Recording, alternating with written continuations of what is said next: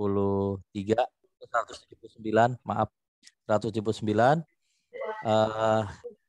Kita panjatkan puji dan syukur kepada Allah Subhanahu wa taala atas nikmat yang telah diberikan kepada kita semua, taufik hidayah dan segala nikmat yang sangat banyak.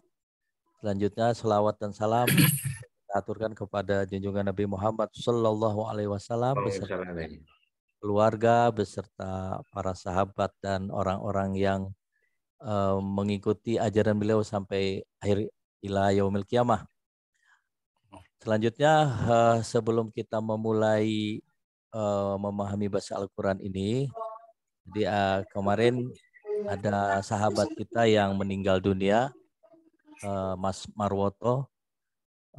Nanti Ustadz bisa dipandu untuk membacakan doanya supaya kita untuk beliau, mudah-mudahan beliau diampunkan segala dosanya dan diterima amal ibadahnya. Untuk mempersingkat waktu, silahkan Pak Ustadz Samsudin untuk menyampaikan kajiannya. Wassalamualaikum warahmatullahi wabarakatuh. Waalaikumsalam warahmatullahi wabarakatuh. Bismillahirrahmanirrahim. Assalamualaikum warahmatullahi wabarakatuh. Salam. Innal hamdalillah nahmaduhu wa nasta'inuhu wa nastaghfiruh wa na'udzu billahi min syururi anfusina wa min sayyiati a'malina may yahdihillahu fala mudhillalah wa may yudlil fala hadiyalah. Asyhadu an la ilaha illallah wahdahu la syarikalah wa asyhadu anna Muhammadan abduhu wa rasuluhu alladzi la nabiyya ba'da. Allahumma sholli ala sayyidina Muhammad wa ala alihi wa man tabi'ahum bi ihsanin ila yaumil qiyamah amma ba'du. Puji syukur kita panjatkan kepada Allah Subhanahu wa taala, salawat dan salam semoga Allah limpahkan kepada suri tauladan kita Nabi besar Muhammad sallallahu alaihi wasallam, pada keluarga, sahabat dan pengikutnya hingga akhir zaman. Kita awali, kita mendoakan almarhum Mas Marwoto Nugrohodi bin Sujaning Mitro Harjono, suami dari sahabat kita semua. Mudah-mudahan almarhum oleh Allah diampuni dosanya, dilapangkan kuburannya, diterima amal ibadahnya.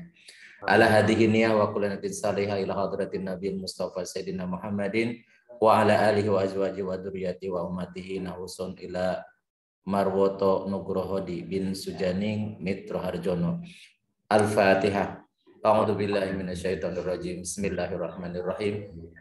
Alhamdulillahirabbil alamin arrahmanir rahim maliki yaumiddin. Iyyaka na'budu wa iyyaka nasta'in ihdinas siratal mustaqim siratal ladzina an'amta 'alaihim ghairil maghdubi 'alaihim waladdallin. Allahumma shalli wa sallim wa barik ala sayyidina wa habibina wa karimina wa dhuhrina wa maulana Muhammad wa sallim radhiyallahu tabaraka wa ta'ala an kulli sahabati Rasulillah ajmain. Amin ya rabbal alamin. Alhamdulillahi rabbil alamin. Hamda syakirin hamdan na'imin.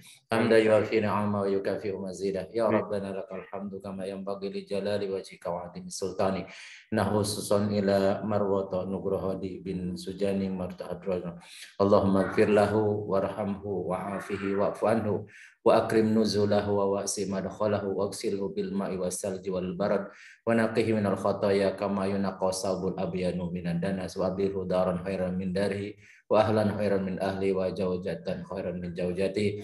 Allahumma la tahrimna ajrahu wa la taftina ba'dahu waghfir lana wa lahu. Allahumma ighfir lana wa li ikhwanina alladziina sabaquna bil iman wa la taj'al fi qulubina illa lil ladziina amanu rabbana innaka ra'ufur rahim. Rabbana taqabbal minna innaka antas samiul alim wa tub 'alaina innaka antat tawwabur rahim. Rabbana atina fid dunya hasanah wa fil akhirati hasanah wa qina adzabannar. Wa sallallahu ala sayyidina Muhammadin wa ala alihi wa sahbihi wa barik wa sallim. Subhanakallahumma bihamdika asyhadu an la ilaha illa anta astaghfiruka wa atubu ilaik. Walhamdulillahi rabbil alamin. Al-Fatihah. A'udzu billahi minasyaitonir rajim. Bismillahirrahmanirrahim. Alhamdulillahirabbil alamin.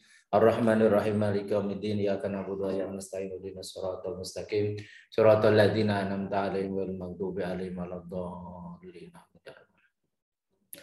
Amin ya rabbal alamin. Mudah-mudahan apa yang kita panjatkan doa untuk almarhum Mas Marwoto Nugrohodi bin Sujaning Mitro Harjono dikabulkan Allah, untuk beliau diampuni dosanya, diterima amal ibadahnya, dan kepada keluarga yang ditinggalkan mudah-mudahan berikan ketabahan dan kesabaran.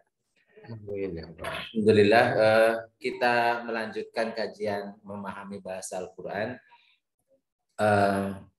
Pada hari ini kita mengkaji surat Al-A'raf ayat 179. A'udzu billahi minasyaitonir rajim. Bismillahirrahmanirrahim. Walaqad dara'na li jahannama katsiran minal jinni wal insi lahum qulubun la yafqahuna biha wa lahum a'yunun la yubsiruna biha wa lahum adanun la yasma'una biha ulaika kal an'ami bal hum adall ulaika humul ghafilun. Walaqad, dan sungguh-sungguh, Allah menggunakan dua huruf taukid. Jadi lam taukid dan qad artinya sungguh kalau bertemu dengan fi'il madhi. Dan sungguh-sungguh zara'na, kami akan isi atau kami jadikan.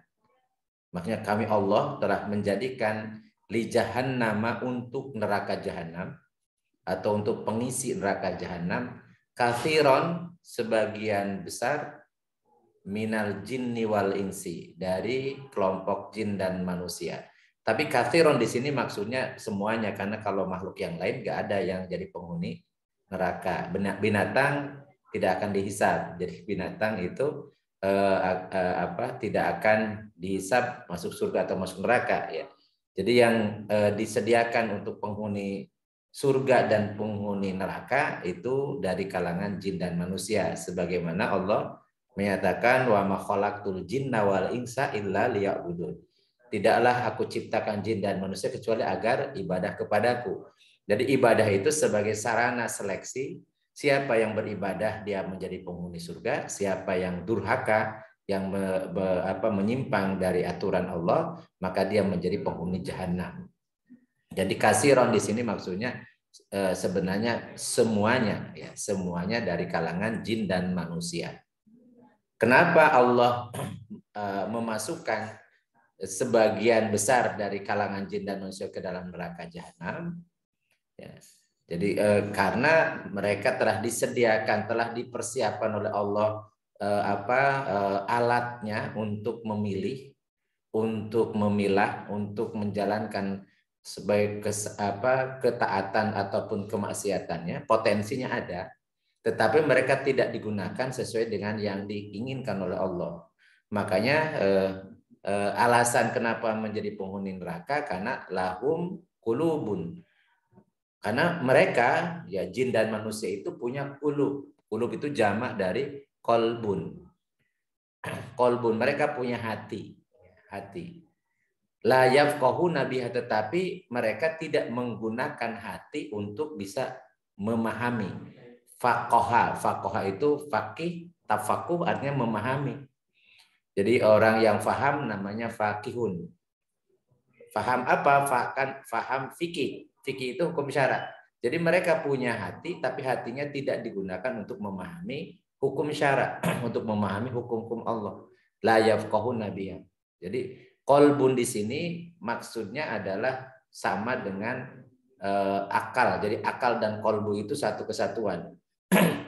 Allah menggunakan akal itu bisa dengan kata kolbun, bisa juga dengan kata akal.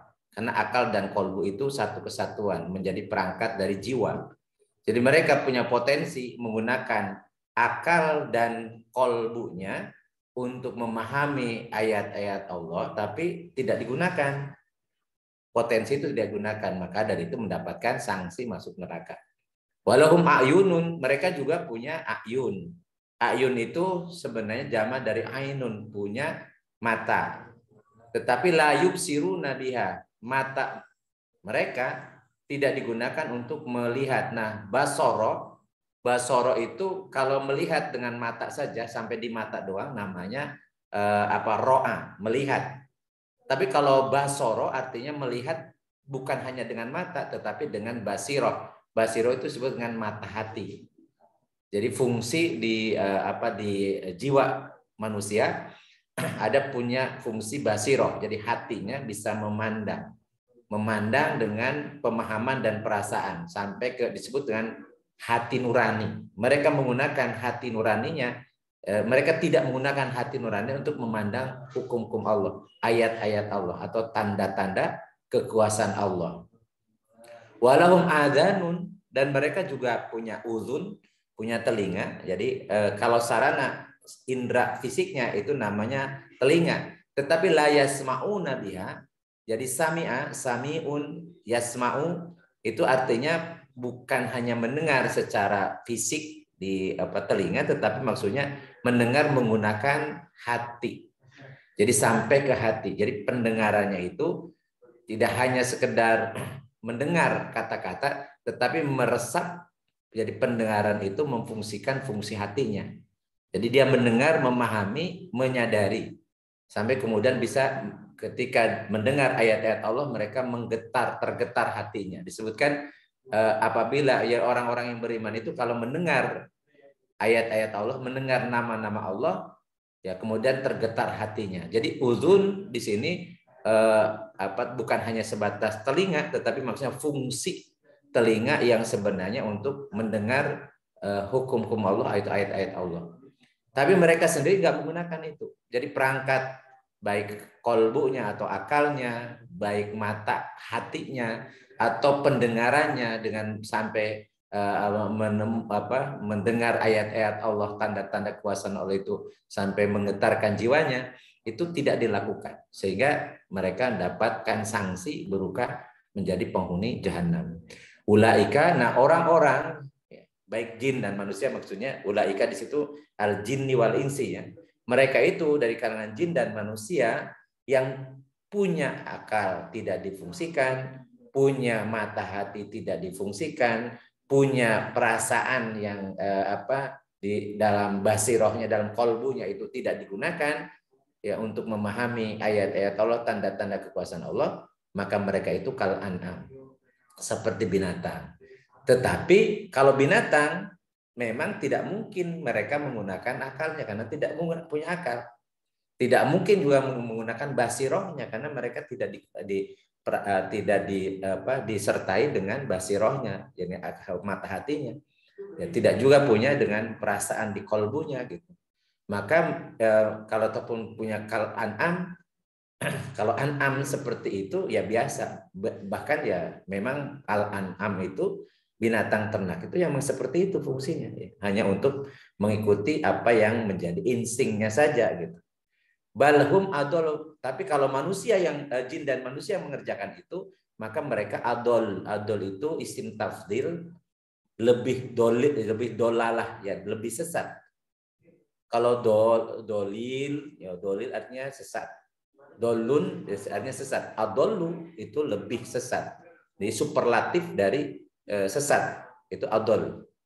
Dari dolin ya, kalau dari surah Al-Fatihah dolin artinya orang yang sesat. Tapi yang lebih sesat, yang paling sesat disebut adollu. Jadi superlatif dari dolilun, ya, dolil. Ulaika, mereka itu jin dan manusia yang tidak memfungsikan potensi-potensinya itu, hum mereka al-ghafilun, disebut orang yang lalai, ghaflah. Ghafil artinya orang yang lalai, ghafilun orang-orang yang lalai. Nah, kita lihat pemahamannya, yaitu tafsirnya. Saya mengambil sebagian dari tafsir Ibnu Katsir. Ketika Allah mengatakan laqad dara'na li jahannam, artinya kami ciptakan dan kami jadikan mereka untuk isi neraka jahanam. Jadi nanti mungkin bertanya kenapa Allah menciptakan jin dan manusia kok untuk jadi penghuni neraka gitu ya. Ya, nanti kita lihat ya. Katsiran minal jinni wal insi, yaitu mereka itu adalah kebanyakan atau sebagian besar, mayoritas dari kalangan jin dan mayoritas dari kalangan manusia, itu yang lebih pasnya. Jadi katsiran minal jinni wal insi maksudnya sebagian besar dari kalangan jin dan sebagian besar dari kalangan manusia. Jadi bukan kebanyakan penghuni neraka. Jadi ada makhluk yang lain berarti selain jin dan manusia. Maksudnya ini penghuni neraka itu dari kalangan jin mayoritas dan dari kalangan manusia juga mayoritas. Jadi yang sedikit yang menjadi penghuni surga. Qalilun ya. Qalilun minal awalin wa qalilun minal akhirin, itu penghuni surga. Tapi kalau penghuni neraka katsirun minal awalin wa katsirun minal akhirin. Jadi sebagian besar dari manusia zaman dulu dan juga sebagian besar dari manusia zaman sekarang ya, itu penghuni neraka. Sementara penghuni surga itu sedikit jumlahnya. Dan ini sebagaimana pernah kita bahas, tentang sumpahnya iblis ketika divonis ya oleh Allah, kemudian dilaknat, kemudian diberikan izin untuk hidup sampai di paling akhir matinya. Itu iblis, bapaknya jin. Dia sudah bersumpah, aku akan datangi kalangan manusia itu, anak Adam itu, dari depan, belakang, samping kanan, samping kiri. Itu sampai dia bersumpah, sampai engkau ya Allah tidak mendapatkan mereka orang-orang yang bersyukur. Jadi sebagian besar mereka orang bersyukur. Jadi justru sebagian kecil saja yang bersyukur gitu. Jadi hasil godaan setan dari kalangan jin yang di tokohnya adalah iblis, itu mengakibatkan penghuni surga itu jadi minoritas, sementara yang mayoritas menjadi penghuni neraka ya.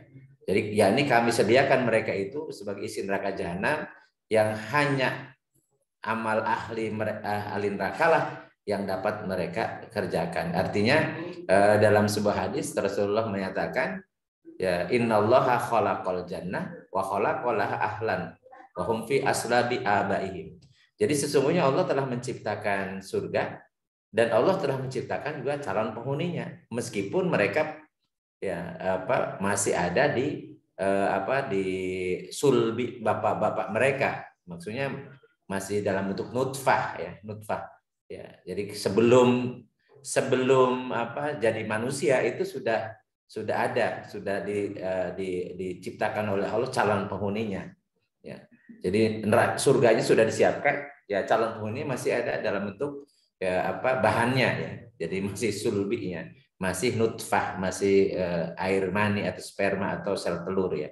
Wa khalaqan nar, Allah juga telah menciptakan neraka, wa khalaqala ahlan, dan Allah juga telah menciptakan penghuninya, wa hum fi aslabi abaihim, meskipun mereka masih dalam bentuk nutfah di dalam sulbi bapak-bapak mereka.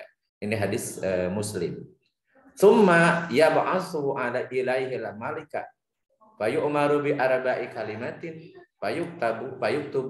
fayaktubu rizqahu wa ajaluhu wa amaluhu wa saqiyun am sa'idun. Kemudian Allah mengirimkan malaikat kepadanya, yaitu ketika usia di kandungan 4 bulan. Jadi 40 kali 3 ya. 40 kali 3 jadi 4 bulan.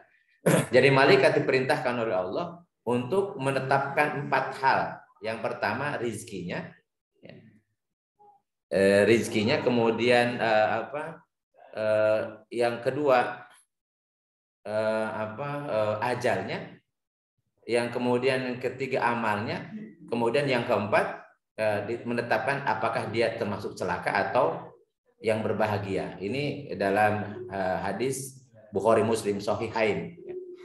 Tetapi ini harus dipahami, bukan berarti kalau sudah ditetapkan semenjak dia di rahim ibunya, berarti dia pasti orang tersebut ketika lahir udah pasti dipaksa oleh Allah sesuai dengan ketetapannya. Ya, ini terkait dengan takdir atau terkait dengan nasib. Jadi pemahaman nasib sudah pernah saya sampaikan. Nasib itu bisa dirubah, bisa dirubah. Apa yang ditetapkan oleh Allah bisa dirubah. Innallaha la yughayyiru ma biqaumin hatta yughayyiru ma bi anfusihim. Jadi Allah tidak akan merubah nasib suatu kaum atau seseorang kecuali orang tersebut atau kaum tersebut yang merubahnya. Jadi kalau nasib, karena kita tidak tahu, jadi tergantung kita. Jadi walaupun disampaikan dalam sebuah hadis kursi ini, jadi misalnya Allah menyatakan dalam hadis kursi ini, haula ilil jannah wala ubali, wa haula ilin nari wala ubali. Mereka yang akan menjadi penghuni surga dan aku tidak peduli, karena pilihan mereka kan. Dan mereka yang menjadi penghuni neraka aku tidak peduli, kata Allah.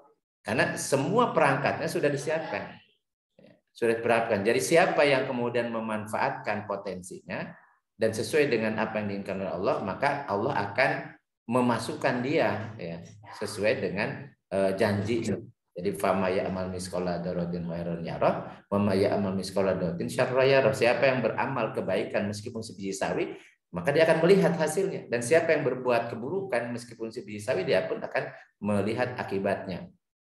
Jadi walaupun ketentuan nasibnya telah ditetapkan oleh Allah ketika ada di rahim, di alam rahim, di kandungan ibunya, ya Dan tetapi kemudian dia jadi penghuni surga atau neraka tergantung pilihannya. Tergantung pilihannya.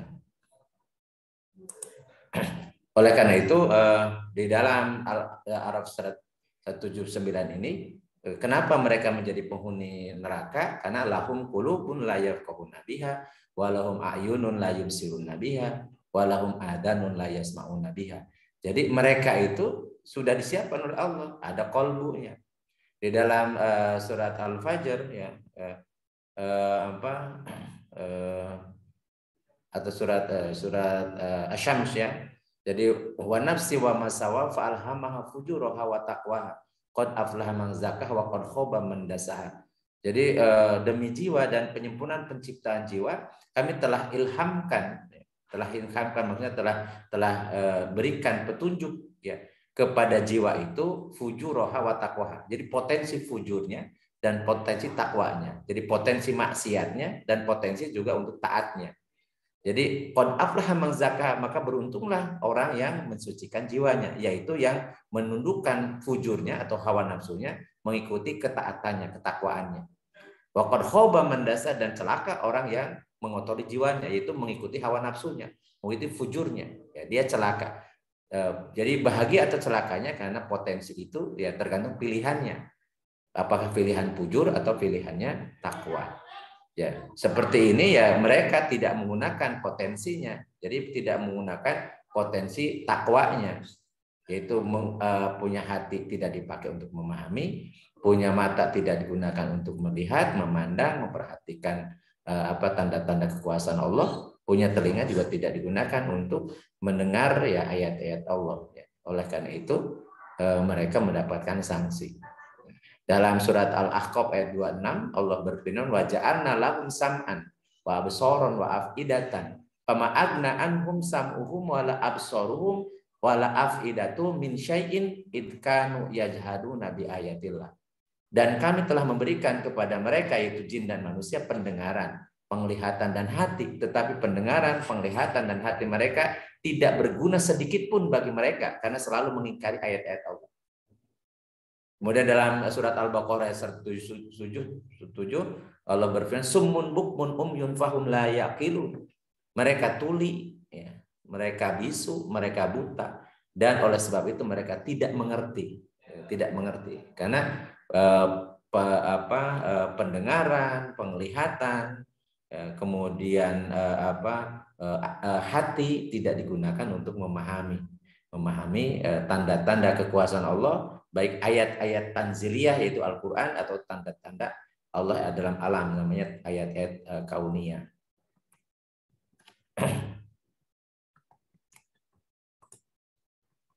Kemudian dalam surat Al-Hajj ayat 46 Allah berfirman fa innaha la ta'mal absaru walakin ta'mal qulubu allati fis sudur.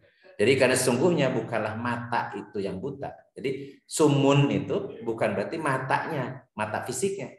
Ya, tetapi yang buta itu ada hatinya. Makanya tadi tidak menggunakan basiroh, hati nuraninya atau mata hatinya tidak digunakan untuk melihat tanda-tanda sampai menghasilkan keimanan, keyakinan, dan kemudian ketaatan, kecenderungan untuk taat kepada Allah.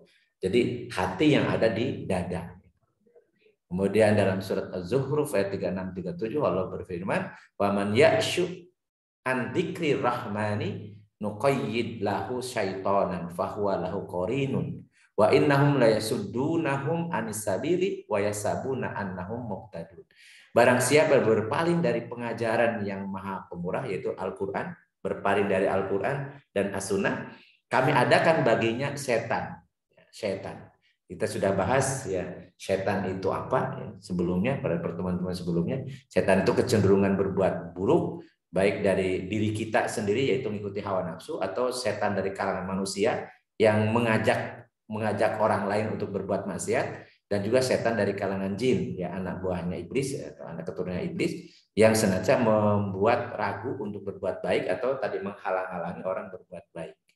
Ya. Dan kemudian lahu syaitun fahuwa lahu qarin.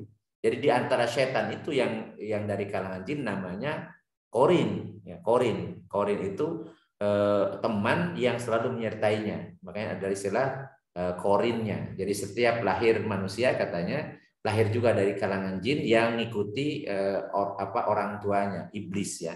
Dan dia kemudian menyertai hidupnya seorang manusia yang dia akan mendorong, mengajak untuk berbuat maksiat kepada Allah. Jadi temannya hawa nafsu adalah setan dari kalangan jin namanya korin. Wa innahum lasuduna an sabili, dan betul-betul mereka menghalang-halangi, ya, setan-setan itu menghalang-halangi dari jalan yang benar, yaitu jalan fisabilillah, jadi jalan Allah Subhanahu wa taala, mengikuti hukum-hukum Allah, syariat Allah Subhanahu wa taala. Sedangkan mereka menyangka bahwa mereka telah mendapat petunjuk, padahal justru sebaliknya. Jadi yang paling rugi ya adalah orang yang berbuat, dia salah, ya dia menyimpang tapi menganggap dirinya benar. Makanya dalam surat At-Taubah atau surat Al-Isra ya, Allah berfirman, "Qul hal nunabiukum bil asarina amala alladziina dhalla sa'yuhum fil hayatid dunya wa hum yahsabuna annahum yuhsinuna sunah." Katakan wahai Muhammad, maukah kami beritahukan tentang orang yang paling rugi? Ahsar itu isim tabdil superlatif dari khosir. Khosir itu yang rugi, ahsar itu paling rugi hidupnya. Yaitu orang yang mengira dia berbuat baik. Wahum yahsabun annahum yuhsinuna sunnah. Mereka mengira bahwa padahal dhalla sa'yuhum fil hayatid dunya. Mereka hidupnya di dunia ini sesat. Wahum yahsabun annahum yuhsinuna sunnah, tetapi mereka mengira telah berbuat yang baik, yang paling baik. Itulah orang-orang yang sangat rugi ya, karena mengikuti hawa nafsu, mengikuti bisikan setan, mengikuti keinginan-keinginan yang didorong oleh hawa nafsu dan setan dari kalangan jin dan manusia, sehingga kemudian dia terjebak, terjerumus ke jalan kesesatan. Nah, oleh karena itu Allah kemudian berfirman, ulaika kal an'am bal hum adall. Mereka itu seperti binatang ternak, bahkan mereka lebih sesat lagi ya. Maksudnya adalah mereka yang tidak mau mendengar perkata yang hak, tidak mau menolongnya, serta tidak mau melihat jalan hidayah, adalah seperti binatang ternak yang terlepas bebas. Mereka tidak dapat memanfaatkan indera-indera tersebut kecuali hanya yang berkaitan dengan masalah keduniawiannya saja. Ulaika kal an'am bal hum adall, ulaika humul ghafilun. Mereka itu seperti binatang ternak, bahkan mereka lebih sesat lagi. Ya, mereka itulah orang-orang yang lalai. Jadi orang-orang yang lalai karena tadi dia tidak menyadari bahwa hidup dia ditugaskan ya untuk hanya mengikuti ya keinginan Allah. Kita menghambakan diri kepada pencipta kita, yaitu menjadi Abdullah, menjadi hamba Allah yang taat mengikuti sami'na wa ta'na terhadap apa yang diinginkan oleh Allah Subhanahu wa taala. Jadi kesimpulannya ini juga seringkali ada celotehan, ada orang disuruh melaksanakan syariat Islam, dia mengatakan belum dapat hidayah. Padahal hidayah itu ada beberapa jenis. Minimal yang saya kumpulkan ini ada 5 ya. Pertama hidayatul ilham. Ilham itu seperti wa alhama fujuraha wa taqwa yang saya sebutkan ya. Ada potensi pada diri makhluk itu, yaitu seperti kebutuhan fisik ya. Itu naluri, kita begitu lapar, kita begitu butuh makan kosong di saluran pencernaan, kita ternyata lapar. Itu namanya hajatul udhawiyah, kebutuhan fisik. Ya itu memang seperti itu manusia normal, Allah berikan potensi itu. Kemudian juga ada naluri, ya naluri atau gorizah ya bahasa Arabnya. Naluri untuk punya keturunan namanya gorizatun nau ya. Sehingga kita tertarik dengan lawan jenis ya. Makanya kemudian disyariatkan menikah ya, dan diharamkan berzina, dan seterusnya, apalagi homoseksual, karena homoseksual itu bertentangan dengan fitrah, karena manusia itu memang dilahirkan ke dunia itu pasangan-pasangan. Ya, Allah menciptakan Adam dan Hawa. Jadi bukan Ujang sama Asep, bukan. Ya, Ujang sama Asep nggak ada keturunan ya. Jadi memang harus sama perempuan ya, laki sama perempuan, bukan laki sama laki-laki, perempuan sama perempuan gitu. Itu memang naluri, gorjatul nau namanya. Ada gorjatul bako, jadi potensi untuk eksistensi diri, mempertahankan diri, ya keinginan untuk diwongke gitu dan seterusnya, itu naluri. Ya. Tetapi itu naluri itu harus kemudian kita olah mengikuti apa yang diinginkan oleh Allah. Jadi namanya hawa nafsunya itu harus ditundukkan. Walaupun itu naluri seperti itu, tapi bagaimana solusinya, bagaimana pemenuhannya mengikuti apa yang dianjurkan oleh Allah. Maka dari itu ya Allah mengilhamkan fujuraha wa taqwaha itu potensi ilham, namanya hidayatul ilham. Jadi Allah ilhamkan kepada jiwa kita. Itu semua manusia sama potensinya. Kemudian juga ada hidayatul hawas, jadi fungsi penginderaan melalui panca indera. Jadi Allah juga memberikan, jadi kita punya mata, tapi mata bisa melihat itu fungsi jiwa. Jadi kalau mata doang tanpa ada jadi ini programmernya itu jiwa kita. Jadi makanya ketika tidur ya mata kita sehat. Kata dokter nggak ada masalah, tapi kita nggak bisa melihat. Kenapa? Karena jiwanya lagi nggak ada di dalam raga kita. Makanya tidak bisa berfungsi itu. Mendengar juga, telinga kita normal. Ketika kita tidur, ya telinga kita sehat pun ternyata tidak bisa mendengar apapun gitu. Kenapa? Karena yang mengoperasionalkannya adalah jiwa. Jiwanya sedang tidak ada di raga. Mencium juga sama. Hidung punya fungsi untuk mencium kalau ada jiwanya. Walaupun hidungnya sehat, kalau jiwanya nggak ada, sedang tidur ya nggak bisa.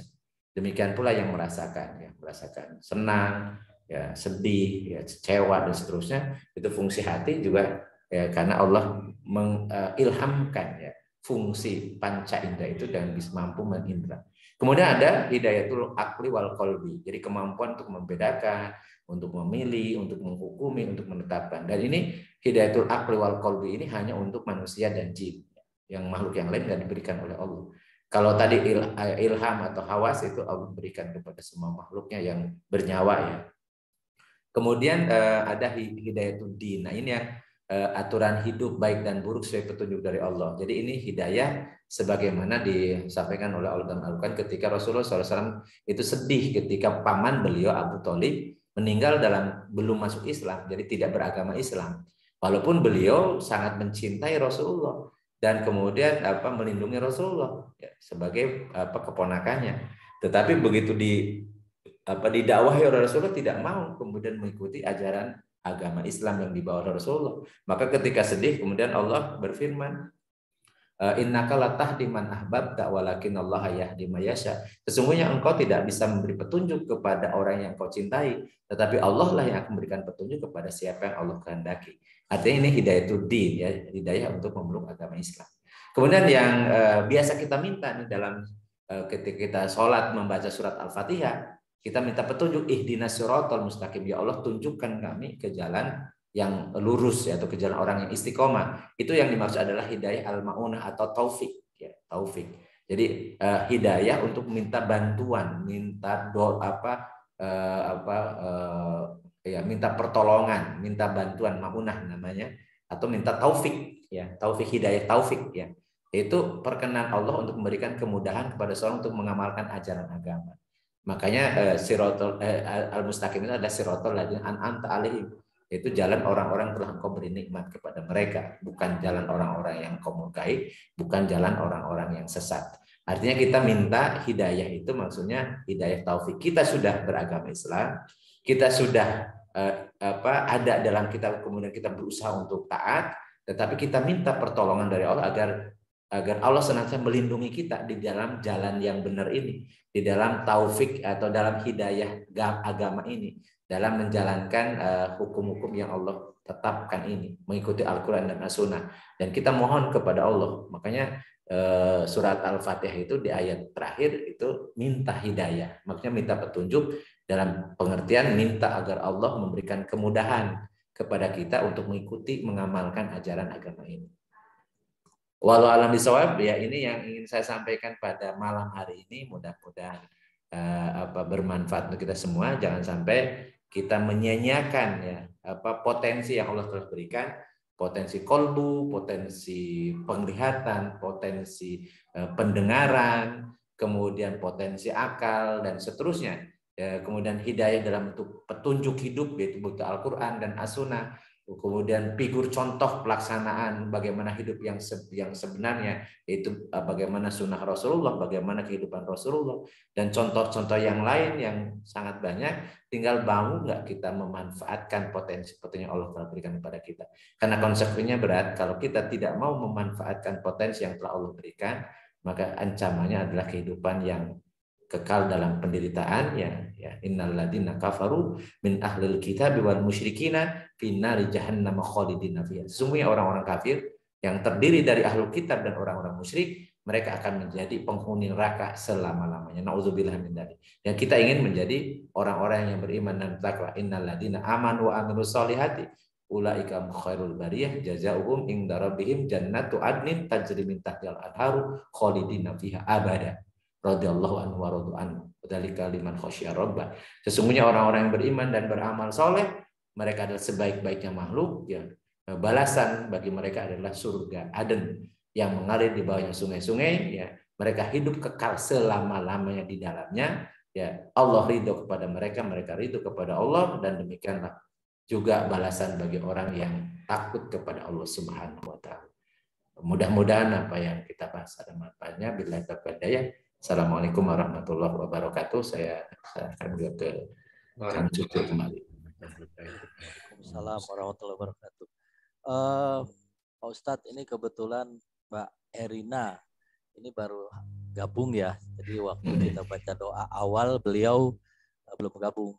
Jadi kalau mau ditunggu sampai akhir, kelihatannya kalau di Samarinda ini kan waktu Indonesia Tengah terlalu malam. Jadi diminta didoakan untuk almarhum suaminya Mas Marwoto. Lalu nanti kita lanjutkan dengan tanya jawab. Oke. Silakan Pak Ustadz. Baik. Alhamdulillahirabbil alamin. Kita minta keikhlasannya mendoakan almarhum Pak Mas Marwoto Nugrohodi bin Sujaning Mitro Harjono.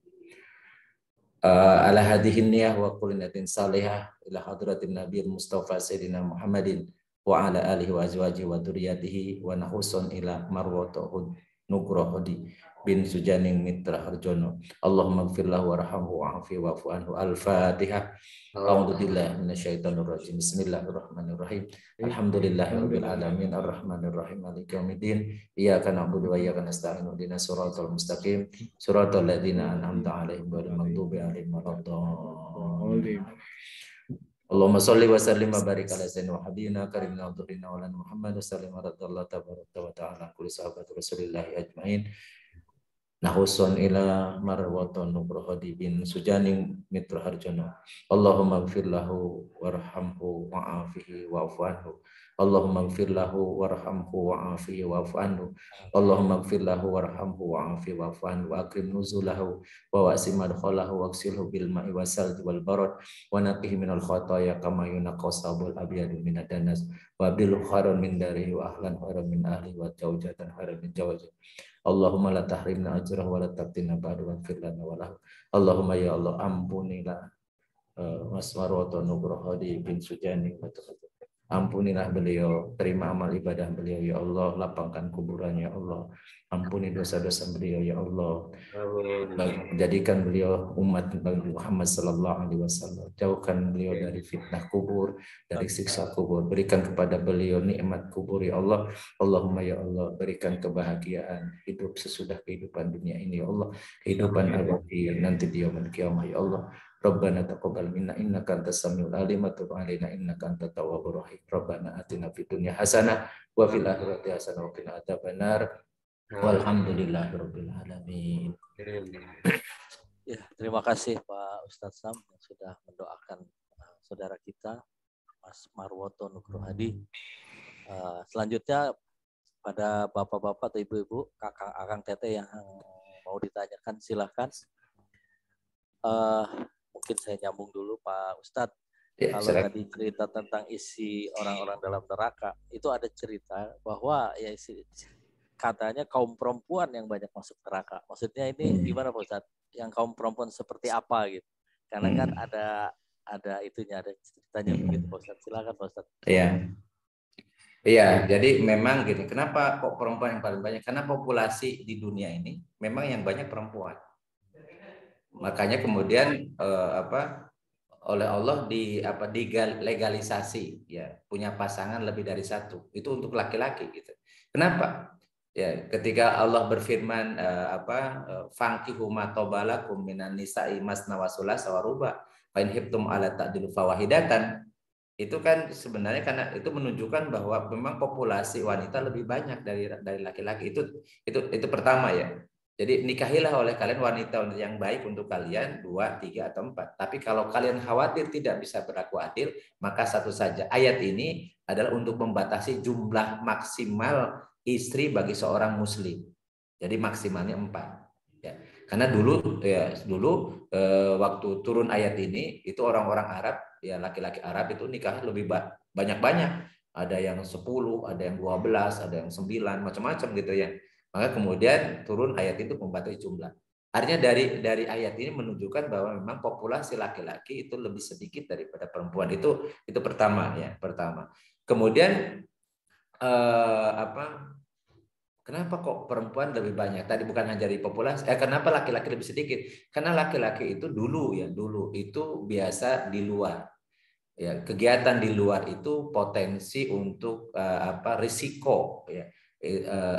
Risiko kematian itu jauh lebih besar. Itu dari segi risiko ya. Apalagi dulu syariatnya itu banyak ya, mereka berperang itu berhadap-hadapan. Jadi perang itu salah satu menyebabkan ya kematian para laki-laki gitu.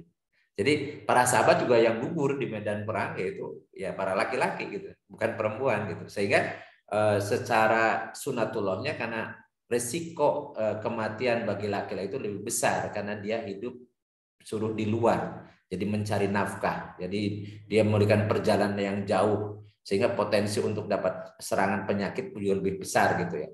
Sehingga memang seperti itu. Dan memang Allah ketika menciptakan manusia ternyata populasinya lebih banyak ya, keturunan kita bisa lebih banyak yang perempuan daripada laki-laki. Dan kita bisa lihat ya yang sekarang ikut ngaji juga banyak perempuannya kan daripada laki-lakinya. Itu udah kelihatan kan? Ya. Jadi nama-nama yang di sini kan lebih banyak perempuannya. Dari 24 ini kan lebih banyak perempuannya daripada laki-laki. Waktu kita kuliah dulu ya populasinya kan itu. Sekarang di kantor-kantor lebih banyak perempuan daripada laki-laki. Apalagi kalau di pabrik-pabrik. Kalau misalnya Kang Cucu ke Sukabumi itu di lewat perjalanan itu kan pabrik garmen banyak itu. Itu perempuan banyak banget. Luar biasa. Jadi memang ya seperti itu. Pertama ya itu dari segi populasinya. Yang kedua, memang ada disebutkan di situ oleh Rasulullah kenapa perempuan lebih banyak di neraka? Karena memang mereka tidak pandai bersyukur atas nikmat Allah yang diberikan melalui suaminya. Jadi banyak di antara wanita yang tidak pandai bersyukur.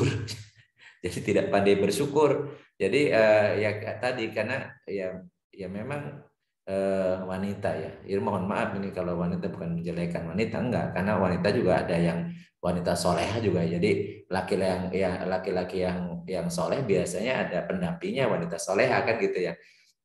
Tetapi memang kebanyakan memang dia mengikuti apa yang tadi disebutnya emosional ya atau reaktif gitu ya. Makanya Rasul mengatakan ittaqillahi fin nisa. Jadi takwalah engkau terkait dengan perempuan. Kenapa? Karena Allah ciptakan perempuan itu dari tulang rusuk. Jadi kalau dibiarkan itu bengkok terus. Tapi kalau misalnya kita meluruskannya terburu-buru akan patah. Dan kalau patah ya repot ini. Jadi kalau mutung itu makanya bagaimana agar lurus itu ya, lurus dan kemudian setelah lurus kemudian dipertahankan sehingga meluruskannya itu dengan sabar dengan telaten ya sehingga lurus tapi tidak melukai. Nah, bagaimana itu? Maka Rasul mengatakan khairukum li ahlikum ana khairukum li ahli. Sebaik-baik kalian adalah yang paling baik kepada istri-istri kalian dan aku adalah orang yang paling baik terhadap istri-istri aku ya. Rasulullah istrinya 9, beliau memperlakukan istri itu sangat baik. Walaupun tadi di antara istrinya kan juga ada ya, ada cerita bagaimana kisah Aisyah cemburu, kemudian Aisyah kemudian ngumpulin istri-istri Rasul yang lain, kemudian kemudian meminta tambahan nafkah, kemudian Rasulullah diam aja, kemudian sampai akhirnya didiamkan selama 1 bulan, maka turun ayat ya terserah pada Rasulullah, tawarkan kepada mereka kalau memilih Allah, memilih Rasul maka harus mengikuti apa yang telah ditetapkan oleh Allah untuk Rasul, untuk istri-istri Rasul. Tapi kalau misalnya ingin memilih dunia, dia akan pisah dengan Nabi Muhammad. Ternyata mereka tidak mau cerai, mereka tetap mau dengan Rasulullah. Artinya gimana tidak hebatnya istri Rasul digelarkannya juga ummahatul mukminin ya, ibunya orang-orang beriman, itu pun masih Seperti itu kan ya. Nah, jadi kalau misalnya di antara wanita yang kadang tadi ya cerewet, kemudian kadang banyak nuntut, banyak macam-macam minta perhatian, itulah wanita. Makanya kewajiban para suami yang baik. Jadi kalau istri kita lagi ngomel-ngomel, dengerin aja, senyumin aja, dan kemudian kata-kata yang baik gitu ya. Nah, gitu. Jadi supaya tadi lurus tapi dengan tidak mematahkan gitu ya. Jangan sebaliknya malah kemudian yang nggak sabaran malah suaminya, maka berantakan tuh. Makanya tetap ya ar-rijalu qawwamuna 'alan nisa. Jadi ini Allah yang menegaskan ar-rijalu qawwamuna, laki-laki itu qawwam. Qawwam itu yang meluruskan, yang menegakkan, ya, yang mengokohkan, itu qawwam gitu. Jadi terjemahnya bukan hanya pemimpin, kan pemimpinnya beda, laki-laki pemimpin wanita kan gitu ya. Tapi qawwam itu dari koma, asal katanya koma itu berdiri. Koma. Jadi qawwam itu yang mendirikan, yang menegakkan, yang mengokohkan, yang meluruskan, itu fungsinya. Jadi jangan dibalik, malah perempuan yang anisa qawamna ala rijal. Jadi perempuan sebagai pemimpin bagi laki-laki. Kacau itu. Jadi kacau seperti itu. Jadi memang sunatullahnya seperti itu. Jadi, nah kata Rasulullah banyak di antara wanita yang tidak bersyukur atas nikmat Allah yang dititipkan melalui suaminya gitu. Ya, kalau dikasih gaji, ya dikasih gaji, kasih semua itu. Ya, ternyata bukan hanya habis, dikasih sedikit habis, dikasih banyak habis, malah dia dikasih berapapun kesimpulannya kurang.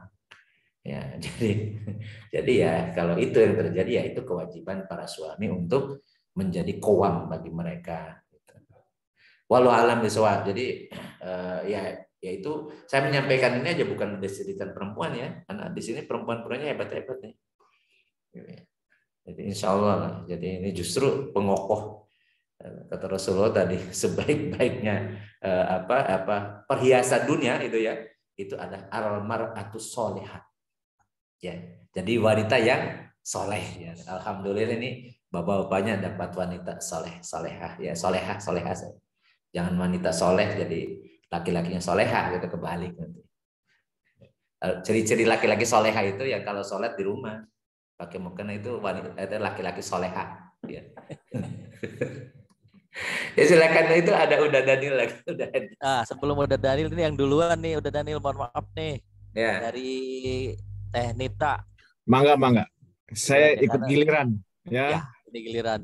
Teh Nita bilang, apakah orang kafir ahli kitab tidak beriman karena tidak menggunakan akal pikirannya dan panca indera untuk mengimani adanya Allah? Silakan Pak Ustadz. Ya, jadi beriman atau kufur itu pilihan. Makanya dalam Islam la ikraha fiddin, tidak boleh memaksakan dalam urusan agama, tidak boleh memaksa orang untuk masuk Islam. Karena untuk masuk Islam itu harus menggunakan akal. Jadi dalilnya, makanya akidah itu dalilnya akal. Jadi bukan nakli, bukan dalil ayat Al-Qur'an atau hadis Rasul. Jadi kalau kepada orang kafir nih, kita dakwahi orang kafir, bukan menyodorkan ayat Al-Qur'an atau hadis Rasul, tetapi menggunakan tadi ayat-ayat kauniyah. Jadi yang bisa kemudian diterima oleh akal dia gitu. Jadi kalau mengajak orang untuk memeluk Islam ya, dan juga pertama tidak boleh dipaksa tapi dibimbing akalnya, namanya thoriqul iman. Jadi untuk mengimani Allah gitu ya. Allah sebagai Tuhan. Jadi kita bimbing apakah Tuhan itu ada belakangan ya. Ada belakangan atau Tuhan itu dilahirkan. Kalau dilahirkan berarti ada bapaknya, ada ibunya. Nah, kalau Tuhan ini anak, nah tuh bapak sama ibunya sebagai apa? Oh, ternyata Tuhannya 3. Nah, kalau Tuhan 3, terus gimana cara komprominya untuk mengatur dunia ini? Kan gitu. Kemudian kalau seandainya misalnya ada yang meyakini Tuhan itu ya misalnya Isa. Nah, kenapa? Alasannya karena tidak ada bapak. Nah, kalau Adam yang tidak punya bapak ibu, kenapa tidak sebagai Tuhan kan gitu ya? Atau misalnya kalau seandainya Isa itu adalah Tuhan, Yesus misalnya, dan itu Tuhannya Adam, Nuh, Idris, Hud, Ibrahim itu siapa? Karena Tuhannya datang belakangan kan ke dunia gitu kan. Dan seterusnya itu menggunakan akal. Jadi mengimani adanya bahwa Allah itu ahad, Allah itu esa, Tuhan itu esa gitu, itu harus menggunakan akal. Jadi kalau menggunakan dalil yang disodorkan ayatullah al-ilas ya nggak nyambung kan, dia belum beriman kok gitu. Misalnya meyakini Al-Quran dan seterusnya gitu, jadi menggunakan akal. Jadi orang-orang kafir dari ahlu kitab dan orang musyrik itu mereka kafir karena dia tidak menggunakan akalnya, tidak menggunakan hatinya, tidak menggunakan akalnya, tidak menggunakan hatinya, kolbunya, sehingga kemudian dia tidak, ya artinya dia kafar. Kafar itu artinya dia menutup hati. Kafar itu bahasa Inggris itu diambil dari bahasa Arab. Kafar, menutup hatinya, sehingga karena dia menutup hatinya, ya innalladzina kafaru sawaun alaihim andartahum am lam tundirhum la yu'minun. Sesungguhnya orang-orang kafir itu sama saja engkau beri peringatan mereka atau tidak beri peringatan mereka. Mereka tidak beriman. Kenapa? Karena dia sudah kafir, mengkafir itu maka khatamallahu ala qulubihim wa ala sam'ihim wa ala absarihim ghishawatun wa lahum adzabun alim. Jadi mereka kemudian karena dia menutup hatinya, maka Allah tutup, ya. Tutup khatamallahu ala qulubihim, hati mereka, wa ala sam'ihim wa ala absarihim, ada pendengaran mereka, penglihatan mereka, kemudian gisyawatun, setelah itu kemudian dikunci. Nah, setelah dikunci ya sudah, sama aja dikasih peringatan tidak peringatan, itulah orang kafir. Itulah orang kafir. Jadi kalau bertanya kenapa ini, kan memang mereka telah menutup hatinya, menutup akalnya. Jadi pokoknya dia namanya iman itu dogmatis. Pokoknya 3, pokoknya macam-macam dan seterusnya. Kalau Islam enggak, bahkan tidak sah iman seseorang kalau dibangun atas dogma, malah enggak sah. Jadi memang harus proses mengundang akalnya. Makanya dia akan dihisab oleh Allah kalau sudah akil balik, artinya akalnya sudah berfungsi, sudah sampai. Akil berakal, balik hanya sampai. Jadi akalnya sudah berfungsi. Makanya kalau sudah haid bagi perempuan, kalau sudah mimpi basah, hulum namanya, beda bagi hulum, sudah pernah mimpi basah, itu baru kemudian diperhitungkan karena fungsi akalnya sudah berfungsi. Wallahu a'lam bishawab. Ya, terima kasih Pak Ustadz. Ini ada Ustadz Daniel, ini sudah raisen tapi kelihatannya ya, Ustadz Daniel muncul lagi nih. Ayo silakan Ustadz Daniel. Ada Kang Astanto sama Ustadz Daniel. Tapi Ustadz Daniel dulu ya, Kang Astanto ya. Oke. Kang Astanto izin duluan ya. Siap, silakan. Nah, tadinya nggak mau nanya tapi selalu tergelitik untuk bertanya. Ya, Masya Allah. Ini ya, dari dulu tuh saya penasaran dengan hidayah. Ya, hidayah itu kadang-kadang dalam pengertian kita adalah hidayah untuk berakidah Islam, ya kan? Tapi kadang-kadang aktivitas takwa pun dianggap juga hidayah. Contohnya berkerudung, katanya hidayah. Sholat, ya kita doakan supaya ada hidayah gitu.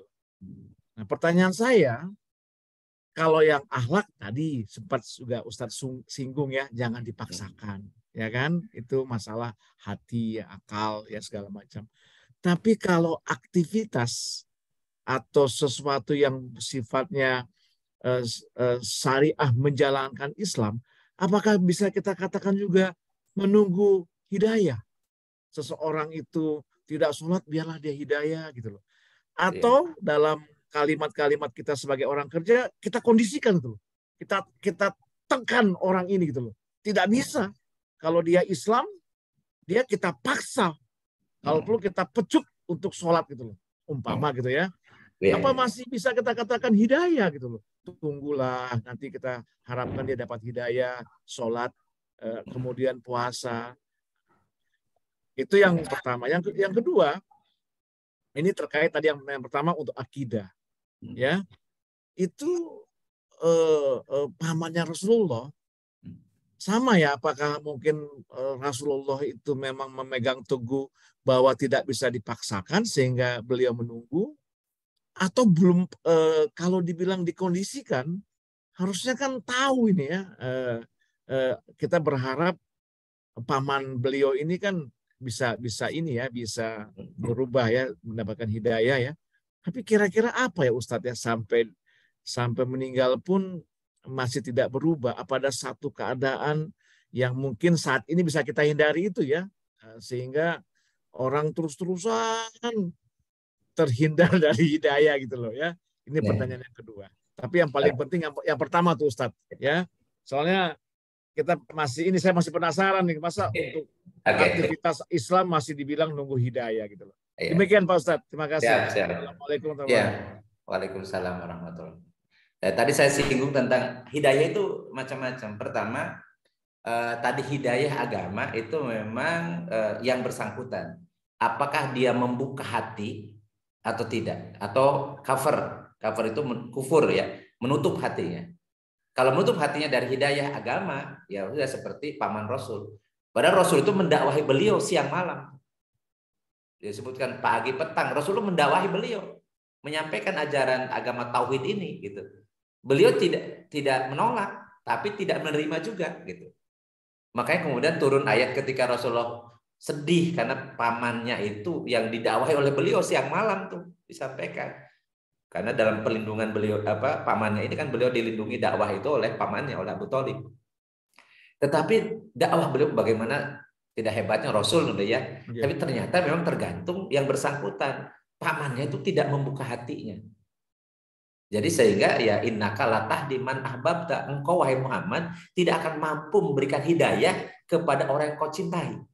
Tetapi Allah lah yang akan memberikan hidayah kepada siapa yang Allah kehendaki gitu loh. Itu kaitannya dengan tadi dengan hidayah agama ya. Nah, orang sudah muslim, sudah beriman kan gitu ya. Tapi kenapa malas dia?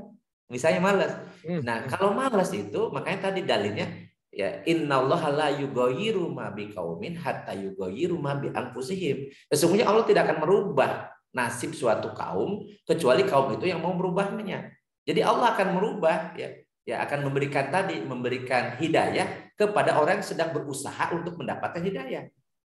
Maksudnya hidayah itu apa? Hidayah yang sebagaimana kita minta, ihdinas siratal, ya Allah, berikan kami hidayah ke jalan orang-orang yang istiqomah, ke jalan yang lurus, itu jalan-jalan orang-orang yang telah Engkau beri nikmat.